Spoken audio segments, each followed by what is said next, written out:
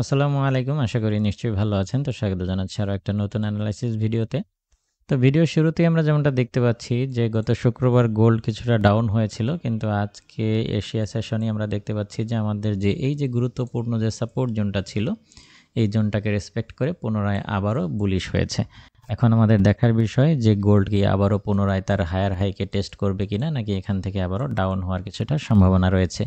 তো মূল আলোচনায় যাওয়ার আগে আমরা যদি ইকোনমিক ক্যালেন্ডার দেখি, তাহলে আমরা দেখতে পাচ্ছি যে আজকের দিনে তেমন কোনো গুরুত্বপূর্ণ ডেটা রিলিজ হবে না। সেই হিসেবে মার্কেটটা টেকনিক্যালি মুভমেন্ট করার সম্ভাবনা রয়েছে। যদিও ইউক্রেন রাশিয়া যুদ্ধবন্ধ নিয়ে আলোচনা চলতেছে বা অন্যান্য বেশ কিছু ডোনাল্ড ট্রাম্পের শুল্ক নীতি সহ বেশ কিছু গুরুত্বপূর্ণ ঘটনা পর্দার আড়ালে চলতেছে, যেই সমস্ত ইস্যুর কারণে মার্কেট যে কোনো সময় অপ্রত্যাশিত মুভমেন্ট করছে।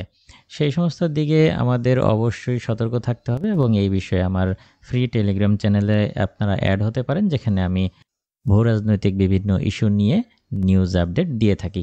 তো যাই হোক, আমরা যদি আজকের দিনে দেখি, তাহলে এখন পর্যন্ত আমরা দেখতে পাচ্ছি যে গোল্ড কিন্তু একটা সাইডওয়ে রেঞ্জের ভেতরে মুভমেন্ট করছে। তো এখন এই সাইডওয়ে রেঞ্জ থেকে আমরা যেমনটা দেখতে পাচ্ছি, নিচের দিক থেকে বাই, উপরের দিক থেকে সেল, ঠিক এইভাবেই মুভমেন্টটা করছে। তো যদি বর্তমানে আমাদের বর্তমান যে রেশিওটা রয়েছে, আমি যদি এখানে এইটার প্রাইসটা নোট করি, এই রেশিওটা যদি ক্রস করে, তাহলে গোল্ড পুনরায় তার হায়ার হাইকে আবারও টেস্ট করতে পারে। আর যদি এই রেশিওটা ক্রস করতে ব্যর্থ হয়, তাহলে আবারও এই নিচের যে সাপোর্ট জোন রয়েছে এটাকে টেস্ট করতে পারে। নিচের সাপোর্ট জোনকে ক্রস করলে আমাদের এই ট্রেন্ড লাইনকে ক্রস করবে। আমরা যদি এটাকে জুম আউট করি, তাহলে আমরা দেখতে পাচ্ছি যে নিচের সাপোর্ট লাইনটাকে বা সাপোর্ট জোনটাকে যদি ক্রস করে, তাহলে গোল্ড মোটামুটি এই অবধি নেমে আসার সম্ভাবনা রয়েছে। তবে যেহেতু ডোনাল্ড ট্রাম্পের শুল্ক নীতি নিয়ে বিনিয়োগকারীরা এখনও সতর্ক রয়েছে, সেই হিসেবে যে কোনো সময় গোল্ডের বুলিশ হওয়ার চান্স কিন্তু এখনও স্ট্রং বা শক্তিশালী বলেই মনে হচ্ছে। তো সেই হিসেবে আমরা যেটা করতে পারি সেটা হচ্ছে যে আজকের দিনে আমরা এই দিকটা থেকে বাই করতে পারি, এবং এটা যদি ড্র ডাউন করে তাহলে আরও একটা বাই এখান থেকে করতে পারি, এবং এই সব কয়টার স্টপ লস আমরা এটার নিচেও দিতে পারি অথবা এখানেও রাখতে পারি। তো আমি সাপোর্ট জোন সম্পূর্ণ যদি ক্রস করে তারপরে স্টপ লস দিই, সেক্ষেত্রে সেটা অনেকেই নিতে পারবেন না। সেক্ষেত্রে আমি স্টপ লসটা এখানেই দিচ্ছি। তো আমরা এখানে স্টপ লস দিয়ে এই সমস্ত পয়েন্ট থেকে বাই করতে পারি, এবং যদি এই লেভেলটাকে ক্রস করে, আমরা যে লেভেলটা মার্ক করে রেখেছি এই লেভেলটা যদি ক্রস করে, তাহলে এই লেভেলের উপর থেকেও আমরা বাই করতে পারি।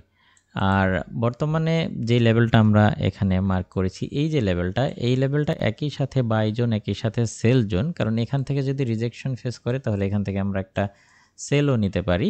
আবার যদি এটা ক্রস করে উপরে উঠে যায়, তাহলে এর উপর থেকে আমরা বাই করতে পারি। ওকে, তাহলে এইখানে আসার পর মার্কেট যখন এইখানে টাচ করবে, তখন আপনাদের আসলে মার্কেট রিয়াকশন ক্যান্ডেল কনফার্মেশন দেখে আপনাদের একটা সিদ্ধান্তে আসতে হবে যে আমরা এখান থেকে কি বাই করব নাকি সেল করব। অবশ্যই যদি এই লেভেলটাকে ক্রস করে, তাহলে সেল করাটা মোটেও নিরাপদ বা যৌক্তিক হবে না। আমাদের চিন্তা করতে হবে বাইয়ের দিকে থাকার।